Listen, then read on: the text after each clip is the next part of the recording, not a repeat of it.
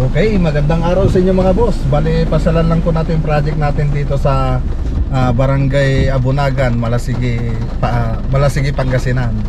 So kasama natin si Mr. Chinito. Hello po. Ayun, so ayan.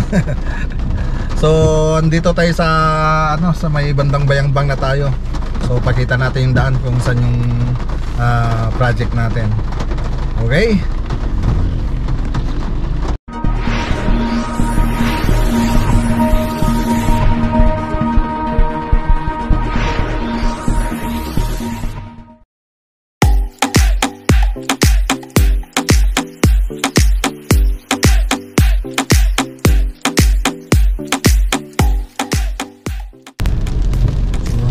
Sa barangay sa Malasigi, bayan ng Malasigi. Bayan ng Malasigi. So ayan, maulan pa rin mga boss. So iwan ko lang kung may nagtrabaho ngayon doon sa site, kasi laging ganito araw-araw na umuulan na lang. So yan ang isang problema natin pag nagpapatayo ng bahay, pag laging umuulan. So maganda rin kung makapagbubong na para dire-diretso yung trabaho.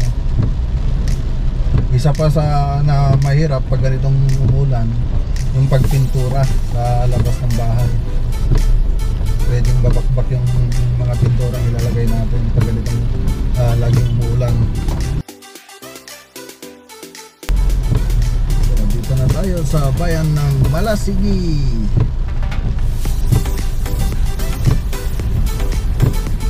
Shout out sa mga taga Malasigi. So pag-i-supportan naman yung channel natin mga boss. Lalo digigi kabwak nga Ilocano dita ako. Pag-i-supportaran nga ati kabwata yung Ilocano vlogger. Para kanya yung dato.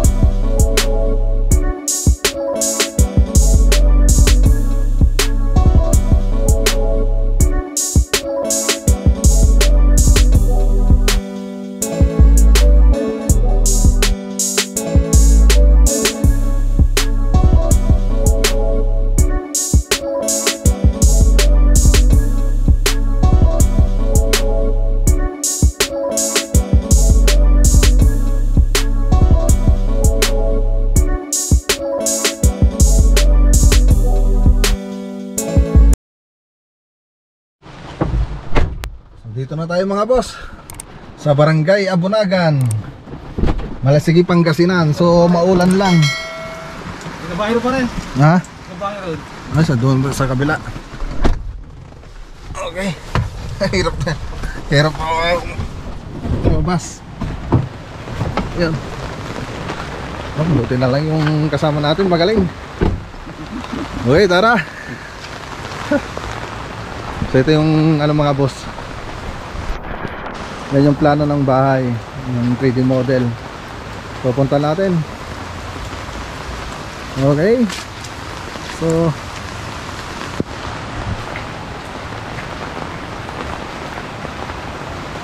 nagtra-process na yata sila.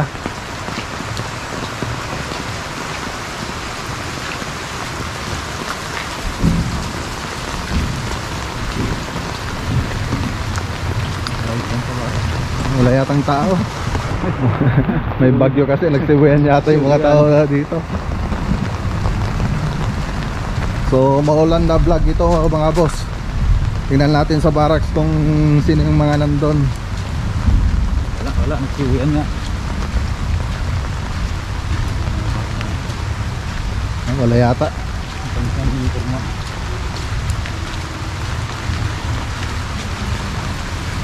Anybody?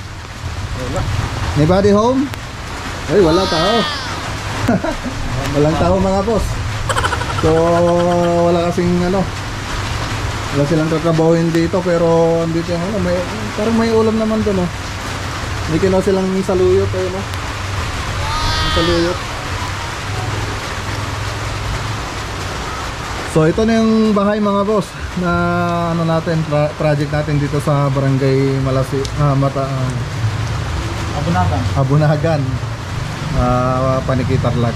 So mamaya i-vlog natin ito. Ay, Malasigi, Pangasinan. Sorry mga boss.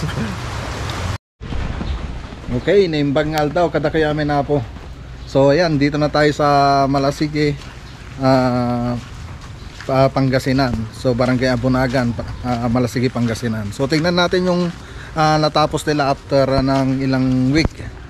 So ayan, umpisa natin dito sa labas. So yung mga hindi pa pala nakapag-subscribe, subscribe na kayo mga boss para ganahan kaming na gumawa ng mga ganitong video. Okay, paki-hit na rin yung notification bell para updated kayo sa mga bagong videos natin. Tapos paki-like na rin yung channel natin, paki-like na lang itong video na to kung magustuhan nyo man yung vlog natin ngayon. Okay, umpisa na natin mga boss. Okay, dito tayo sa harap mga boss. So ito yung harap niya mga boss, makikita nyo dun sa 3D model. Yan yung magiging itsura niya pag natapos. So naka ano na yan, makikita nyo dyan sa screen. Ayan na siya. So ang kulang na lang dito, meron pa dito tayong ilalagay dito na yung sa terrace bago pumasok sa loob ng bahay. So yun na lang ang wala dyan. So pasukin natin mga boss. So dito sa labas, so nakapag-asinta na sila, nakapag-forma na sila. So pasukin na lang natin dito sa loob para makita nyo yung mga natapos nila. So ito yung hindi pa natapos mga boss. Wala pa tayong nilagay na ano rito, pero nakapag-poste na sila. Nakaabang na yung poste nila doon, tsaka dito. So dyan yung isang ano natin. Tapos dito, ayan. So dito wala pang nakalagay dito sa harap. So makikita nyo naman doon sa 3D model na may nakalagay pa dyan. So dito, ito yung magiging ano nila, pinaka-salas, tapos dining, tapos kusina. So yan yung magiging itsura ng bahay natin pag natapos. Okay, so nakapag-transit na rin sila dito. So wala kasing tao dito, hindi tayo makapagtanong kung ano may ginawa nila. So ipapaliwanag ko na lang yung mga nakita ko. So dito, ang ginamit nilang trusses dito, tubular. Tubular yung ginamit nilang trusses dito. Tapos yung zipper links yung nilagay nilang para sa bubong. Zipper links yung nilagay nilang ginamit nila para sa trusses.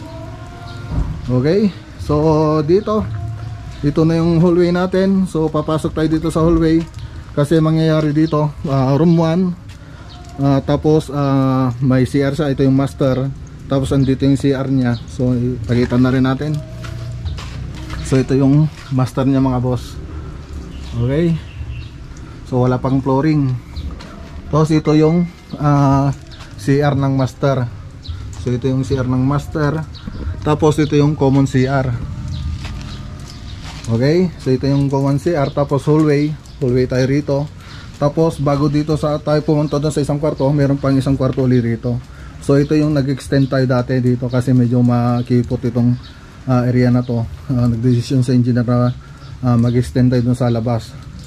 So yan, dinagdagan ng engineer yung area ditong banda. So nakapag-asinta na rin dito. Ang kulang lang dito yung palitada tsaka yung flooring. Hindi pa sila nakapag-flooring. So dito, punta tayo rito sa kabilang kwarto. Dito sa kabilang kwarto, so ito yung itsura nya. So yan na lang. So palitada na lang dito. Ang kulang dito tsaka yung flooring. So mabilis din sila magtrabaho rito mga boss. Baka susunod na week ito naman yung gawin nilang trusses, itong nasa kabilang area sa may salas. So inuha na nilang lagyan ng trusses yung kabila. Okay, so ano sana natin, kung may 1,000 na rito, may mapagtatanungan tayo kung ilan na yung nagamit nilang hollow blocks dito, saka yung mga buhangin tsaka semento. Okay, so walang pumasok ngayon dito ngayon boss kasi laging umuulan.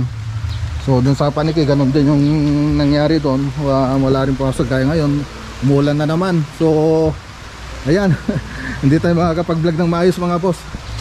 So kasi bukas Sabado na, hindi na ako makakapagpasyal sa bukas dito.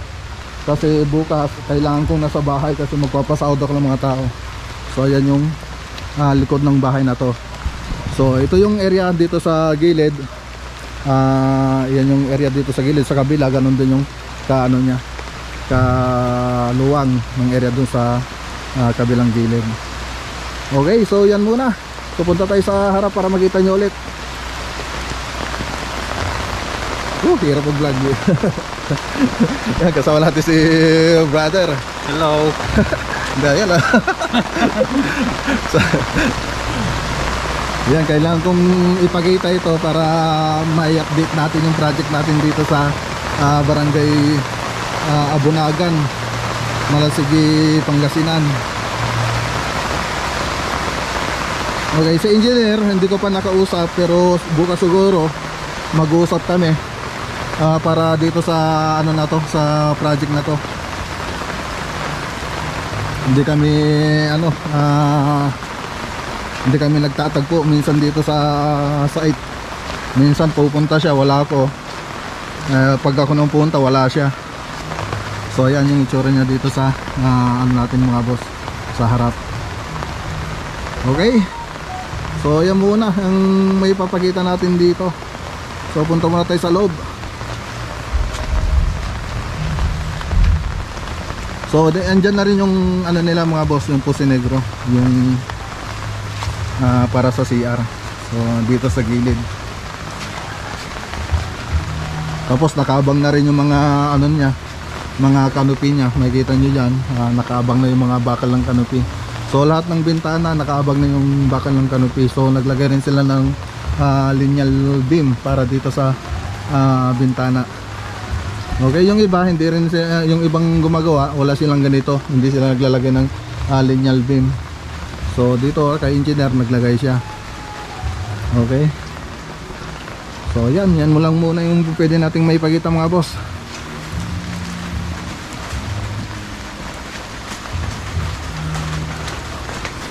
Whew.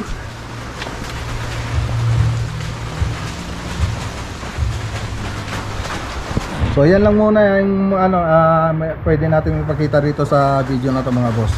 So siyempre i-update natin ito sa susunod na araw. Wala tayo kasi mapagtanungan dito kung ano yung mga ginawa rin nila dito para makakuha tayo ng mga ibang detalye. So gusto ko rin sanang malaman yung ibang ginawa nila rito. Kaya lang wala tayong nadatnan kasi umuulan. So dito rin pala sila natutulog mga boss, sa barracks nila, barracks natin.